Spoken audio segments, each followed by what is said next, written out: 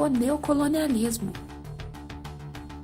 O aumento da produção durante a Segunda Revolução Industrial gerou uma crise relacionada à necessidade de aumentar o mercado consumidor e encontrar novas fontes de matéria-prima. Além disso, a industrialização em vários países gerou leis que pretendiam proteger a produção nacional. Essa necessidade expansionista gerada pelo capitalismo industrial teve como resultado, na segunda metade do século XIX, o fenômeno chamado de imperialismo, que são práticas militares e culturais de grandes potências para dominar outros países. Isso envolvia estratégias e ações de um país forte industrialmente e, claro, militarmente. O imperialismo poderia se manifestar de várias maneiras e também de forma indireta, quando um país mais forte não chegava a ter domínio territorial sobre outro. Mas existia forte influência econômica, com empréstimos financeiros, explorações de estradas de ferro, minas e outros.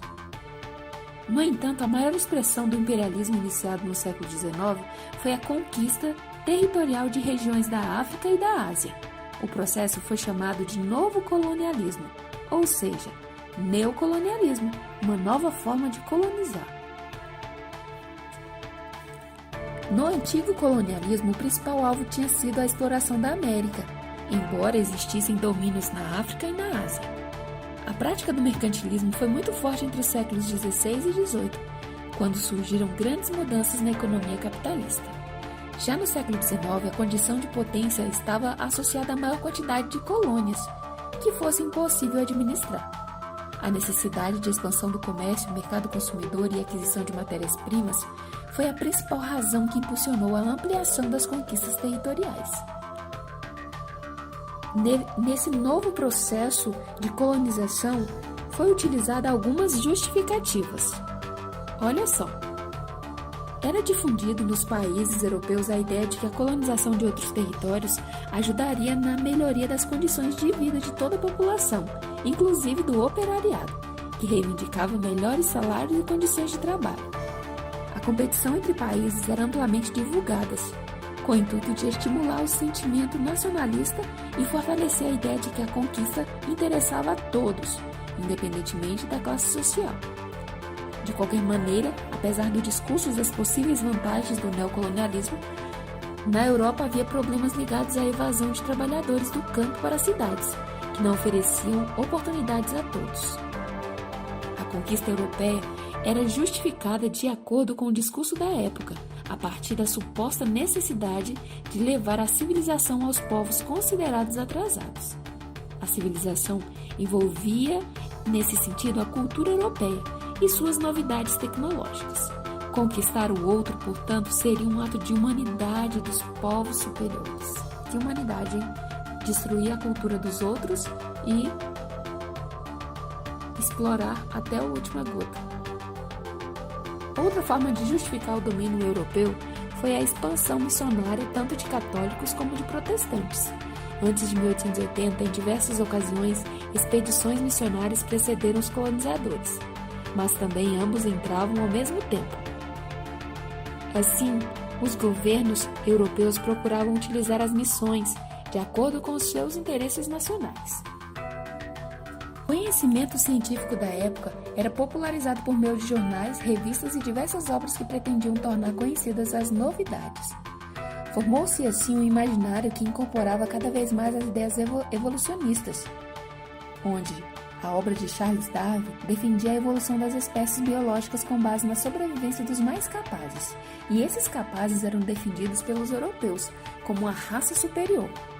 Esse conceito foi transposto por outros pensadores para a sociedade para justificar a ideia de que existiam raças humanas superiores e mais capazes. Era o darwinismo social que previa o desaparecimento de raças consideradas inferiores. Já os defensores do evolucionismo social defendiam uma interpretação das sociedades humanas, que as classificavam em inferiores e superiores.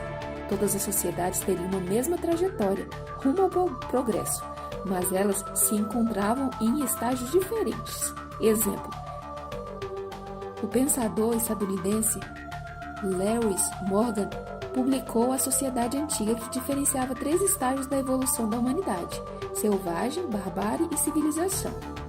Para ele havia povos no planeta que viviam em cada um desses estágios. Para ele havia povos no planeta que viviam em cada um desses estágios. Naturalmente, as culturas diretamente associadas ao pensamento europeu estariam no estágio civilizado. Bonito, né? Os estudos de antropologia começaram nesse contexto até o século XX. Outro pensamento da época é o arianismo, que criticava a mistura de raças.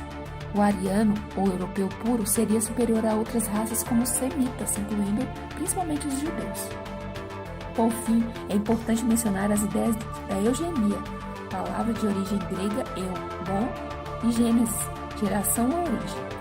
A eugenia previa a possibilidade de selecionar jovens considerados racialmente superiores para ter filhos, formando assim uma sociedade mais pura e forte. Previa também a esterilização de raças consideradas inferiores. Com tais pensamentos fica entendida a brutalidade com a qual foram tratados diversos povos ao redor do planeta.